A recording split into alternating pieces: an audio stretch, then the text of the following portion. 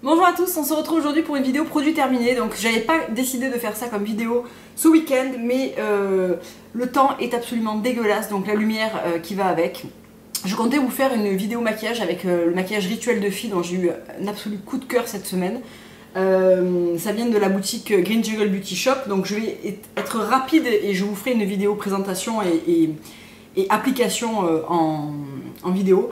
Mais j'avais quand même envie de vous parler de ce rouge à lèvres et de ce que je porte, parce que je sais que vous allez me poser la question, donc on prend des raccourcis et on en parle tout de suite. Donc je porte le rouge à lèvres Written in Blood, que je trouve absolument magnifique. Je l'ai porté cette semaine 2 fois.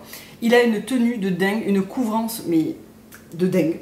Vraiment, je suis bluffée par Rituel de fille.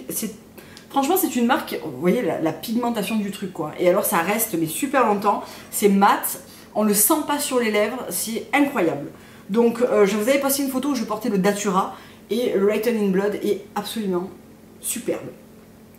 Le blush qui est le Frenzy et qui est là aussi une super belle découverte, parce que franchement, quand on voit la couleur comme ça, on se dit ouais, ça va être violent, et en fait il est magnifique. C'est un espèce de rouge avec des espèces de petites particules dorées à l'intérieur. Et il est sublime, mais vraiment il est sublime. On peut aussi le porter tapoter sur son ombre à paupières, etc. Bluffant, donc c'est une ombre crème. Et vraiment, il est magnifique. Je voulais vraiment vous en parler tout de suite en fait, parce que voilà, le coup de cœur était tellement important que j'avais pas envie d'attendre. Et sur les yeux, je porte la couleur Half Light. Donc dans les Ace Shot Suit, je sais pas comment ça s'appelle exactement, ces petites ombres à paupières qui sont des ombres à paupières crème poudrée en fait. Et alors j'ai celle-là et la Golden Age, et les deux sont sublimes. Donc ça ressemble à ça. Je le porte tout seul sur ma paupière mobile. On peut l'appliquer au doigt pour une couvrance intense ou au pinceau. Et alors c'est sublime, mais vraiment c'est sublime. Donc voilà, vraiment gros coup de cœur pour Rituel de fille. Je vous en reparlerai avec une vidéo où j'appliquerai les produits, mais j'avais pas envie d'attendre, et voilà, vous avez été quelques-unes à me poser la question si je les connaissais.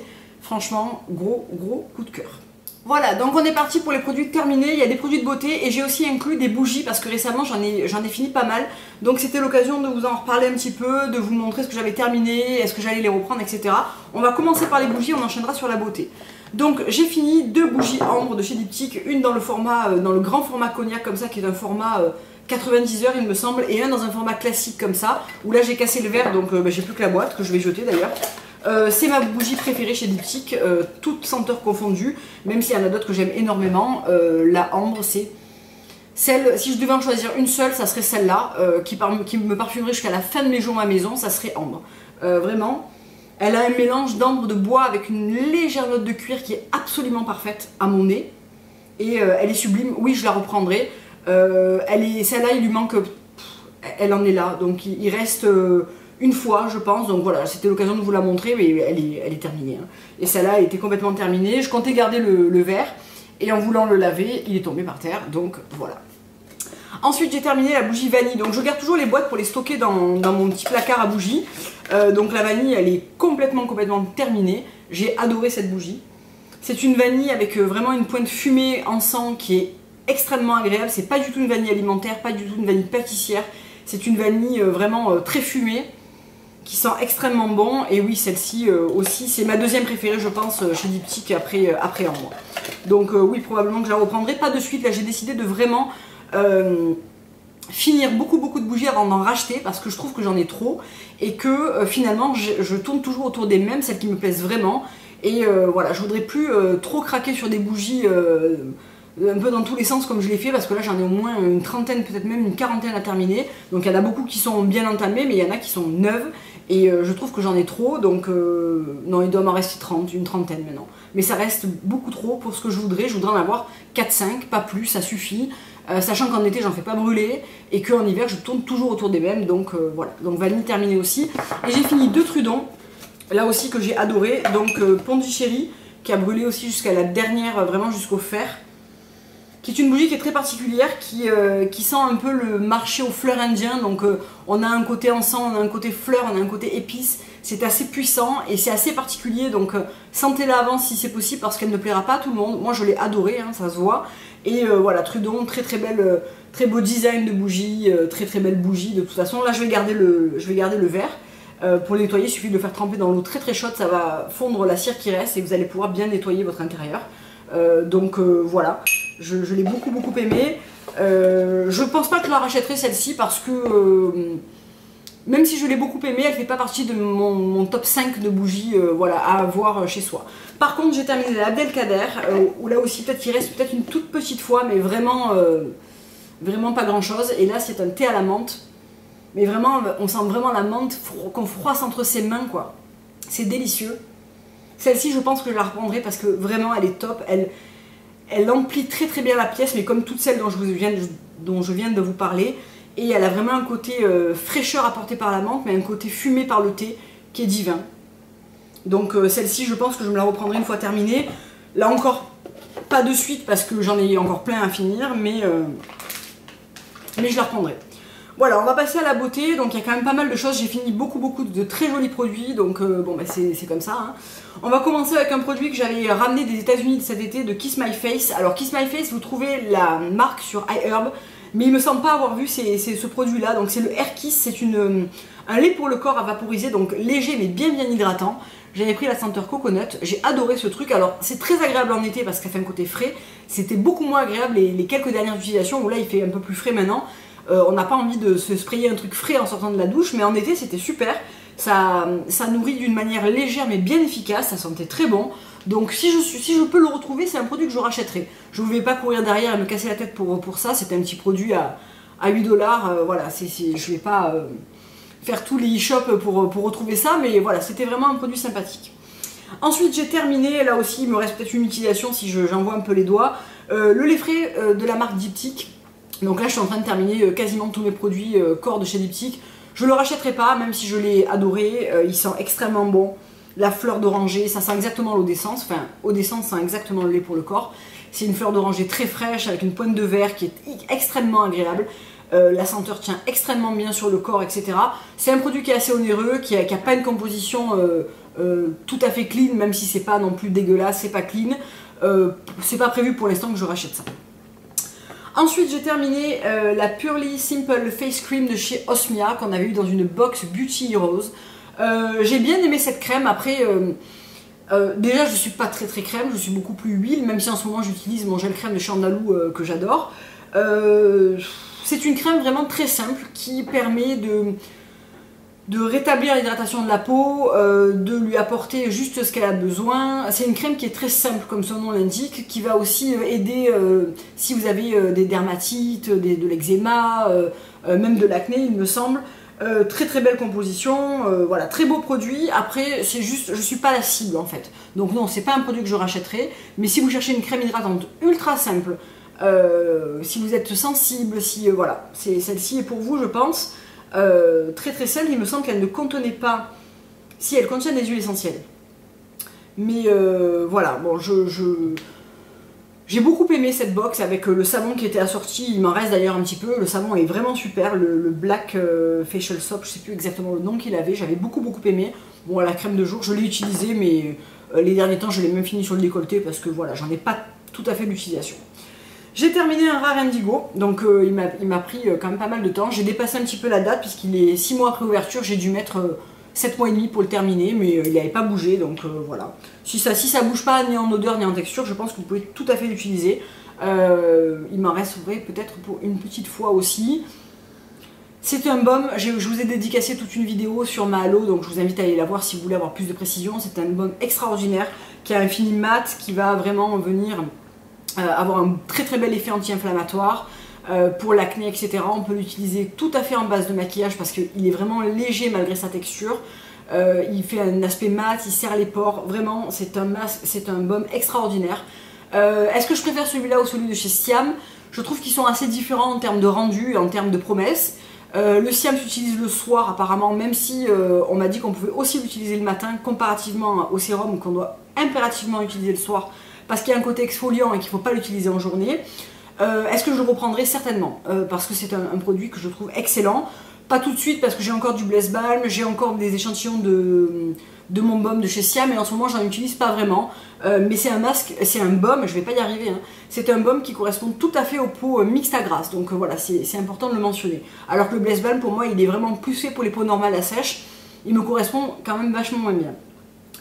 Chez Léa Lani, j'ai terminé la brume citrus et citrine que j'ai adorée, vraiment tout au long. Je la reprendrai à coup sûr parce que c'est une brume qui est vraiment très agréable, qui sent très bon les agrumes, qui resserre les pores, qui donne de l'éclat. Elle a une petite bille à l'intérieur de citrine. J'ai adoré cette brume, donc voilà.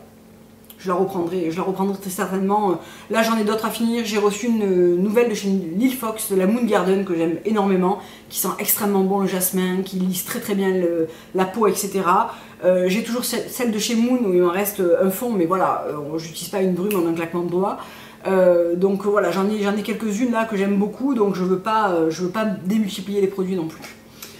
Ensuite, j'ai terminé un shampoing de chez Rawa, le Voluminous Shampoo, que j'ai beaucoup aimé, même si je pense que c'est pas que je pense, c'est sûr. Je préfère soit celui de chez Siam, soit celui de chez Josh Rosebrook. Je pense pas que je le reprendrai, le Rawa, même si je l'ai beaucoup aimé, il m'a fait des beaux cheveux, etc. Mais je crois que je préfère quand même les autres, donc voilà.